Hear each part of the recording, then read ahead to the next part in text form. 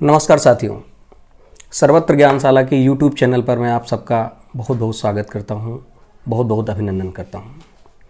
साथियों, जैसा कि आप सब जानते हैं, आज अंतर्राष्ट्रीय ओजोन संरक्षण दिवस है। तो सबसे पहले आप सबको अंतर्राष्ट्रीय ओजोन संरक्षण दिवस की बहुत बहुत शुभकामनाएं।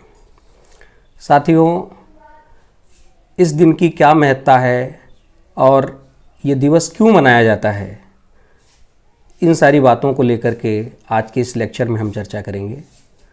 और ओजोन परत का क्षरण कैसे हो रहा है, ओजोन परत के क्षरण से हमको क्या क्या नुकसान होते हैं, और ओजोन परत के क्षरण के नुकसान से बचाने के लिए जो अंतर्राष्ट्रीय स्तर पर समझौते हुए, उन सारी चीज़ों को लेकर भी हम चर्चा करने वाले हैं।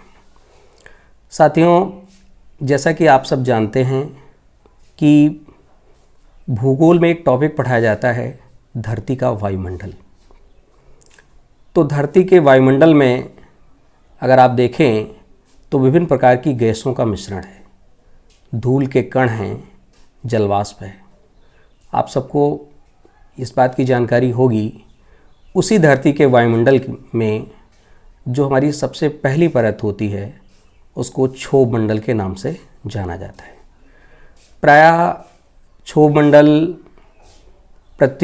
जो समुद्र तल होता है, उससे लगभग 12 या 13 किलोमीटर की औसतन ऊंचाई तक उपलब्ध होता है। और जो भी मौसम संबंधी घटनाएं होती हैं, वो क्षोभ मंडल में होती हैं। इसका कारण यह है कि क्षोभ मंडल में विभिन्न प्रकार की गैसों की प्रधानता है।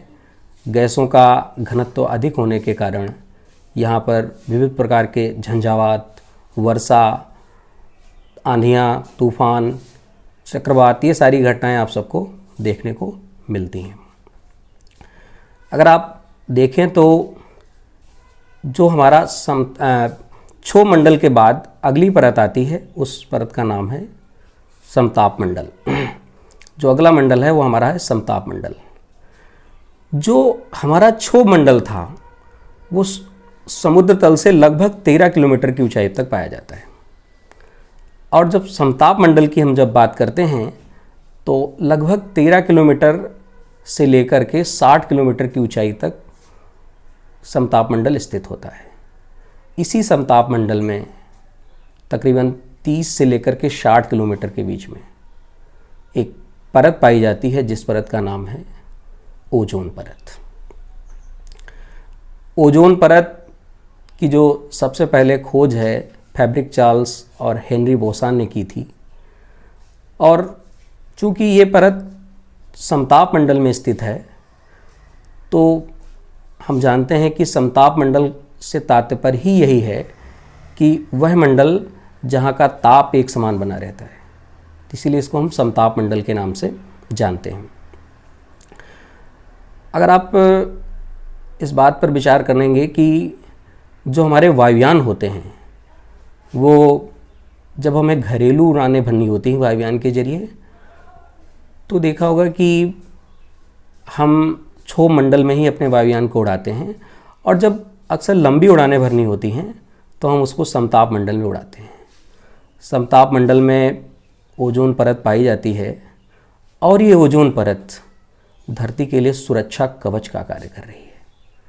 दरअसल प्रश्न ये उठता है कि इस ओजोन परत का निर्माण हुआ कैसे। अगर आप इस बात को ध्यान देंगे तो सूर्य से जो आने वाली पैरामैग्नेटिक किरणें हैं, अल्ट्रावायलेट वेव्स के नाम से जो जानते हैं, दरअसल सूर्य की जो ऊर्जा फोटॉन के रूप में होती है, उसमें जो हमारी एक्स किरणें हैं और जो गामा किरणें हैं, उनकी वेवलेंथ कम होती है। इस कारण वो जो है हमारे वायुमंडल में प्रवेश नहीं कर पाती, किंतु जो यूवी किरणें हैं उनका प्रवेश हमारे वायुमंडल में होता है।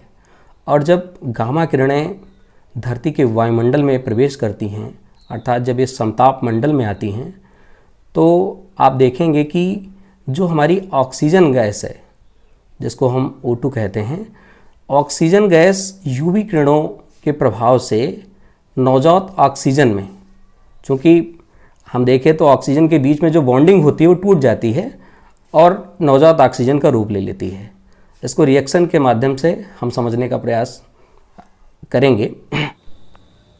हम देखते हैं कि हमारे समताप मंडल में किस तरह से ओजोन गैस का निर्माण हो रहा है।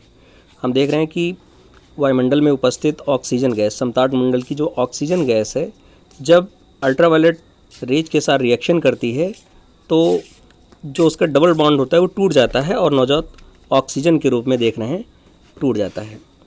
फिर वायुमंडल में उपस्थित पुनः ऑक्सीजन गैस नवजात ऑक्सीजन के साथ क्रिया करती है और यूवी किरणों के प्रभाव में ऑक्सीजन का त्रिपरमाणु कण, जिसी को हम ओजोन गैस का नाम देते हैं, ये बनती है। पुनः देखें कि ये जो ओजोन बनी हुई ओजोन है, एक बार फिर से ये हमारी नवजात ऑक्सीजन के साथ क्रिया करती है और यूवी अल्ट्रावायलेट किरणों के प्रभाव में फिर से ये ऑक्सीजन गैस का निर्माण करती है। तो आपने यहाँ पे देखा कि O3 ऑक्सीजन का त्रिपरमाणु कण यहाँ पर ओजोन गैस का निर्माण कर रहा है और दूसरी रिएक्शन में हमने ये देखा कि यहाँ पर ऑक्सीजन गैस पुनः बन रही है। तो एक तरह से यहाँ पर ऑक्सीजन गैस का निर्माण हुआ और यहाँ पर ऑक्सीजन गैस नष्ट हो रही है पुनः नवजात ऑक्सीजन के जरिए और फिर से ऑक्सीजन गैस का निर्माण हो रहा है। इससे ये क्या होता है कि हम नवजात ऑक्सीजन का निर्माण जब होता है तो नवजात ऑक्सीजन पुनः ऑक्सीजन गैस के साथ क्रिया कर लेता है और एक ऑक्सीजन का त्रिपरमाणु कण, जिसको हम ओजोन गैस के नाम से जानते हैं, का निर्माण करता है।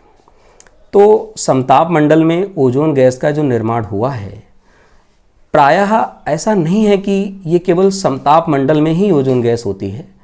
इसकी अलग अलग डेंसिटी आप देखेंगे तो क्षोभ मंडल में ये गैसों के रूप में होती है। आप इस बात को अगर ध्यान दें तो जहाँ इसकी प्रधानता अधिक होती है गैसों के रूप में, वहाँ जो लाइट होती है उसकी विजिबिलिटी कम हो जाती है और धुंधला धुंधला सा दूधिया प्रकाश जो है दिखाई देने लगता है। अगर आप जैसे जैसे इस परत की श्यानता बढ़ती जाती है, जैसे जैसे ओजोन की श्यानता बढ़ती जाती है, ये परत का रूप ले लेती है। और समताप मंडल में जैसा कि हमने आपको बताया कि 30 किलोमीटर से लगभग 60 किलोमीटर के बीच में ये हमारी ओजोन परत स्थित होती है और ये ओजोन परत धरती के लिए सुरक्षा कवच का कार्य कर रही है। उसके बहुत सारे कारण हैं, उसको भी हम लोग इस लेक्चर में कवर करने वाले हैं। हमने समझा कि जब ये ओजोन परत बन जाती है तो इसी समताप मंडल के अंदर हम रिएक्शन के जरिए समझने का प्रयास करेंगे कि इसका निर्माण भी होता है और प्राकृतिक क्रियाओं के जरिए ये नष्ट भी होती है। लेकिन अगर इस बात पर ध्यान दिया जाए तो कुछ आज मानव जनित ऐसे कारण हो गए हैं जिसके कारण इस ओजोन परत को नुकसान पहुंच रहा है। अगर आप देखें तो जो हमारे प्रशीतक स्थान होते हैं, जो ठंडे स्थान होते हैं, जो फॉर्म वगैरह, जो स्प्रे वगैरह जो यूज किए जाते हैं, उनमें एक गैस पाई जाती है जिसका नाम है फ्रेयान। इसको हम क्लोरोफ्लोरोकार्बन के नाम से जानते हैं, CF2Cl2। यही क्लोरोफ्लोरोकार्बन क्या करती है, जब वायुमंडल में प्रवेश करती है तो यूवी किरणों के प्रभाव से कार्बन, फ्लोरीन और अगर आप देखेंगे तो क्लोरीन के रूप में टूट जाती है। कार्बन और फ्लोरीन ये वायुमंडल में ओजोन परत को नुकसान नहीं पहुंचाती है, किंतु क्लोरीन गैस ये वायुमंडल में नुकसान पहुंचाती है। थोड़ा सा समझते हैं कैसे। दरअसल क्लोरीन गैस Cl2 जब ये यूवी किरणों के प्रभाव में आती है तो ये मुक्त मूलकों में टूट जाती है। Cl दो अलग अलग मुक्त मूलकों में टूट जाती है और यही मुक्त मूलक आप देखेंगे आगे रिएक्शन के जरिए, यही मुक्त क्लोरोफ्लोरोकार्बन CF2Cl2 जब अल्ट्रावायलेट किरणों के संपर्क में आता है तो कार्बन, फ्लोरीन और क्लोरीन के रूप में चेंज हो जाता है। पुनः हम जानते हैं कि कार्बन और फ्लोरीन कोई भी नुकसान नहीं पहुंचाता ओजोन गैस को, क्लोरीन ही नुकसान पहुंचाती है। क्लोरीन जब अल्ट्रावायलेट किरणों के संपर्क में आती है तो ये क्लोरीन मुक्त मूलक के रूप में बदल जाती है। आपने देखा पुनः क्लोरीन मुक्त मूलक जब नवजात ऑक्सीजन के साथ क्रिया करता है तो क्लोरीन का ऑक्साइड बना देता है और ऑक्सीजन गैस निकलने लगती है। पुनः क्लोरीन का ऑक्साइड जब ओजोन गैस के साथ फिर से क्रिया करता है तो क्लोरीन का मुक्त मूलक और ऑक्सीजन गैस निकलने लगती है। आपने देखा इन दोनों क्रियाओं में ओजोन गैस यूज हो रही है। इस तरह से हम कह सकते हैं ओजोन गैस का यहाँ पर क्षरण हो रहा है। मुक्त मूलक क्या करते हैं कि जब आप फिर से ऑक्सीजन के साथ क्रिया करते हैं तो क्लोरो ऑक्साइड का निर्माण करते हैं। इस प्रकार हम देखेंगे तो जो मुक्त मूलक है, क्लोरीन का एक मुक्त मूलक ऐसा कहा जा रहा है कि 10 लाख ओजोन के अणुओं को नष्ट कर देता है। ये सोचने वाली बात है, एक गंभीर बात है। तो प्रशीतक स्थानों पर पाई जाने वाली एक क्लोरोफ्लोरोकार्बन गैस, जिसको हम फ्रेयान के नाम से जानते हैं, अत्यधिक नुकसानदायक गैस है। हमें इस बात को समझना चाहिए कि और भी बहुत सारी गैसें हैं और भी बहुत सारे कारक हैं जो ओजोन परत को नुकसान पहुंचा रहे हैं। अगर हम ध्यान दें तो क्लोरोफ्लोरोकार्बन के अलावा थोड़ा सा और हम जानेंगे तो हेक्साफ्लोराइड है, तो उसमें SF6 जिसको सल्फर हेक्साफ्लोराइड, और जितने हेलोन होते हैं जो अग्निशमक यंत्रों में प्रयोग किए जाते हैं, वो भी हमारे ओजोन परत को नुकसान पहुंचाती है। अगर देखें तो वायुयानों में जो धुआं निकलता है, समताप मंडल में उड़ते हैं, तो नाइट्रोजन के ऑक्साइड छोड़ती है वो गैस। इस कारण वो भी हमारी ओजोन परत को नुकसान पहुंचाने वाली गैस है। दरअसल ओजोन परत को नुकसान पहुंचाने वाले हेलोन्स हों, चाहे क्लोरोफ्लोरोकार्बन हो या अन्य कोई हाइड्रोक्लोरोकार्बन हो या अन्य कोई भी इस तरह के कारक हों, ये सारे कारक जो हमारी ओजोन परत को लगातार नुकसान पहुंचा रहे हैं, इन सारी चीज़ों के बारे में भी हमें थोड़ा सा गंभीर रूप में सोचना होगा, विचार करना होगा, क्योंकि पर्यावरण से जुड़ा एक मुद्दा है ये। अगर हम देखें तो ओजोन परत की जो चौड़ाई है उसको मापने के लिए डॉप्सन प्रणाली का प्रयोग किया जाता है। तो इस डॉप्सन इकाई में हम ओजोन परत की चौड़ाई को मापते हैं स्पेक्ट्रोमीटर की सहायता से। तो स्पेक्ट्रोमीटर की सहायता से जब हम इसको डॉप्सन में मापते हैं तो हमारी जो औसतन 300 डॉप्सन ओजोन परत की जो चौड़ाई है, वो ऐसा माना जाता है वो बिल्कुल ठीक होती है और उस दौरान अल्ट्रावायलेट किरणों का प्रभाव धरती के वायुमंडल में नहीं देखा जाता। अगर आप थोड़ा सा इस चीज़ को समझने का प्रयास करेंगे, हमारी जो ओजोन परत है वो धरती के लिए सुरक्षा कवच का कार्य कुछ इस प्रकार कर रही है। सूर्य से आने वाली जो पैराबैंगनी किरणें हैं, अगर वो धरती पे डायरेक्ट इनकाउंटर करेंगी तो क्या होगा? त्वचा संबंधी बहुत सारे विकार पैदा होंगे, नेत्र संबंधी विकार पैदा होंगे, वनस्पतियाँ जल जाएंगी, और यहाँ तक कि ये कहा जाता है जीन उत्परिवर्तन की भी समस्याएं देखने को मिल सकती हैं। एक तरह से देखें तो पारिस्थितिकी असंतुलन की स्थितियां पैदा हो सकती हैं। तो इन सारी चीज़ों से बचे रहने के लिए, क्योंकि यूवी किरणें जो होती हैं वो मुख्य रूप से 3 प्रकार की होती हैं, UVA, UVB and UVC। UVA अगर देखा जाए तो पृथ्वी की सतह तक आती भी हैं तब भी नुकसान नहीं करती, लेकिन UV जो B किरणें हैं इनको ओजोन परत एब्जॉर्ब करती है, अपने अंदर सोखने का कार्य करती है। इस कारण किसी प्रकार का कोई नुकसान नहीं होता। और यदि ओजोन परत में क्षरण होने लगे तो ओजोन परत के क्षरण से UVB किरणों का जो प्रभाव होता है वो धरती पर देखने को मिलने लगता है। सूर्य से आने वाली 99% किरणें का प्रयोग हम नहीं करते। सिर्फ 1% किरण जो धरती पर आती है उसमें अगर UVB किरण आती है तो काफ़ी कुछ नुकसान देखने को हमको मिल सकता है। UVC किरणें धरती के वायुमंडल तक तो पहुंचती ही नहीं हैं। तो इस प्रकार से देखें, UVB किरणें जो हैं मनुष्य के लिए सबसे ज़्यादा घातक होती हैं। इसको थोड़ा सा और हम अगर विस्तृत बात करते हैं तो सबसे पहले ओजोन परत के क्षरण के संदर्भ में जोसेफ फॉरमैन ने बताया था। दरअसल मामला यहाँ से शुरू हुआ।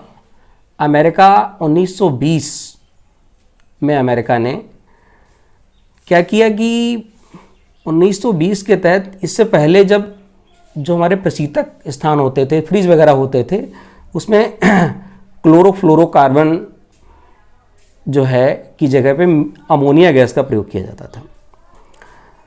अमोनिया अगर देखें तो मनुष्य के लिए थोड़ी सी घातक होती है, इसलिए क्योंकि अश्रु गैस के रूप में इसको देखने को मिलता है। और हमारे क्षेत्रीय स्थान अमोनिया का रिसाव जब हमारे यहाँ प्रसीता कालू के जो फीडर हैं उनमें जब हुआ था, तो हमने देखा था कि माधवगंज के जो आसपास का क्षेत्र है काफ़ी परेशान हो गया था। हालांकि वो बहुत ज़्यादा समय तक के लिए नहीं था, लेकिन अमोनिया का प्रभाव वास्तव में देखने को मिला था।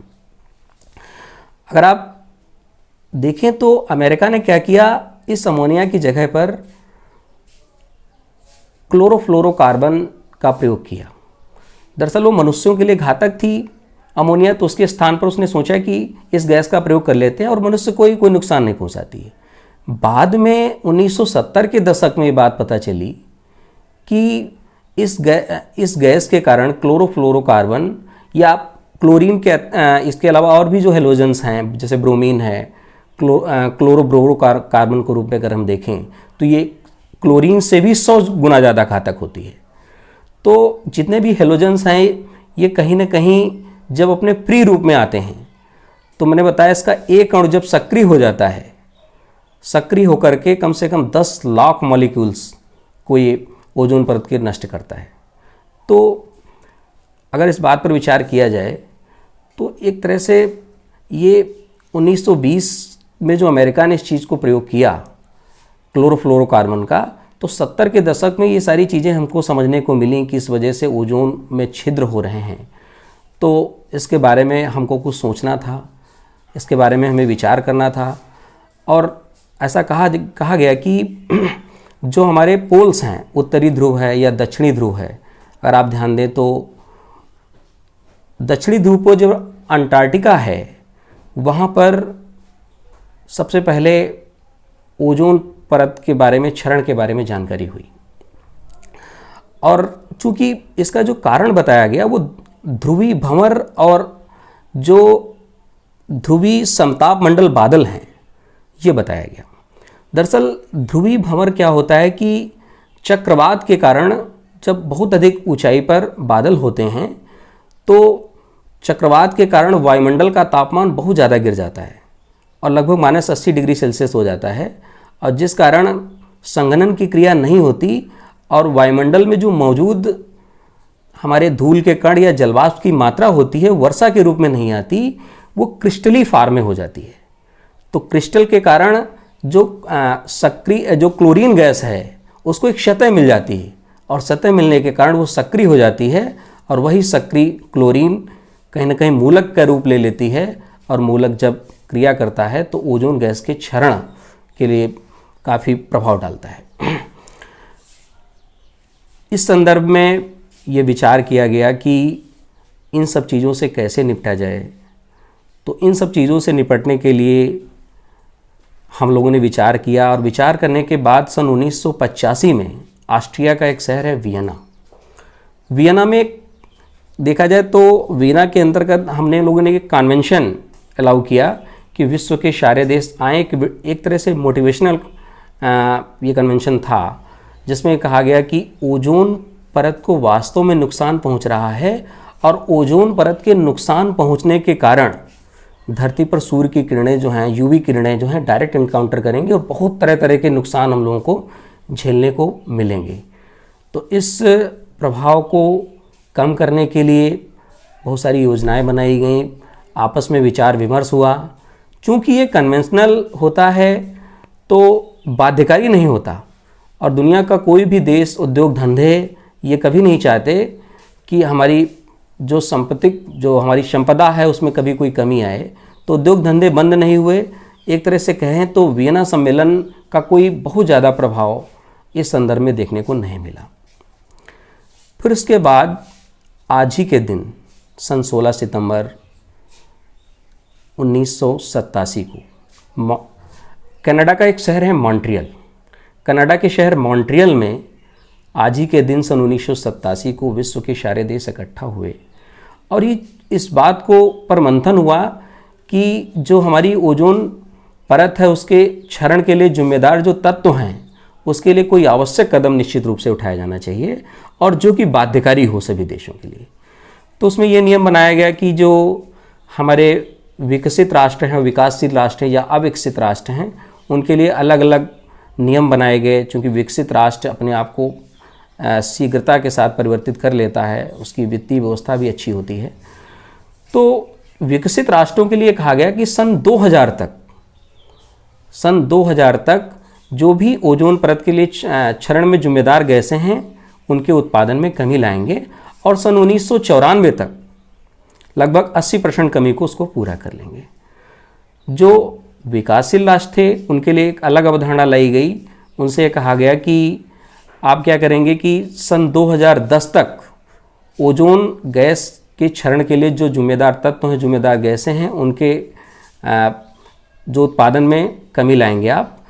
तो इस संदर्भ में ये भी कहा गया कि 2010 तक प्रति व्यक्ति लगभग 300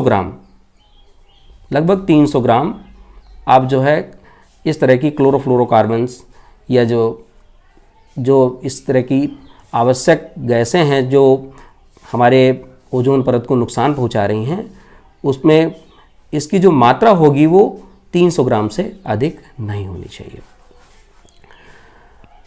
इस संदर्भ में जो विकासशील राष्ट्र थे, जो विकसित राष्ट्र थे, उनसे ये परिकल्पना रखी गई कि इस परिकल्पना पर आप काम करेंगे और उस परिकल्पना के अनुसार भारत या अन्य देशों ने काम करना शुरू किया ताकि ओजोन परत को बहुत ज़्यादा नुकसान ना हो। फिर उसके बाद इसी मॉन्ट्रियल प्रोटोकॉल में ये बात कही गई कि आप चाहें तो क्लोरोफ्लोरोकार्बन का कोई विकल्प हो, उस विकल्प के तौर पर आप जो रेफ्रिजरेटर्स हैं, फोम वगैरह हैं, इन सब में आप इस्तेमाल कर सकते हैं। तो उस विकल्प के तौर पर हाइड्रोक्लोरोकार्बन का इस्तेमाल होने लगा और हाइड्रोक्लोरोकार्बन उसके विकल्प के तौर पर देखा जाने लगा। लेकिन कुछ वर्षों बाद ये भी बात पता चली कि हाइड्रोफ्लोरो जो कार्बन है वो वास्तव में अगर देखा जाए तो कार्बन डाइऑक्साइड CO2 से भी ज़्यादा अपने अंदर जो ताप है उसको एब्जॉर्ब करता है। तो निश्चित रूप से ये भी वैश्विक तापन के लिए जिम्मेदार होगा। तो इस पर भी कोई बहुत अच्छा देखें तो विचार नहीं बन पाया।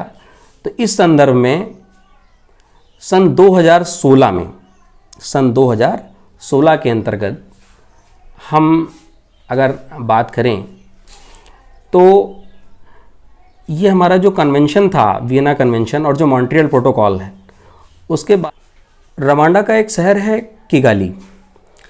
सन 2016 में तीसरा जो इसमें परिवर्तन देखने को मिला, सन 2016 में किगाली समझौता किया गया।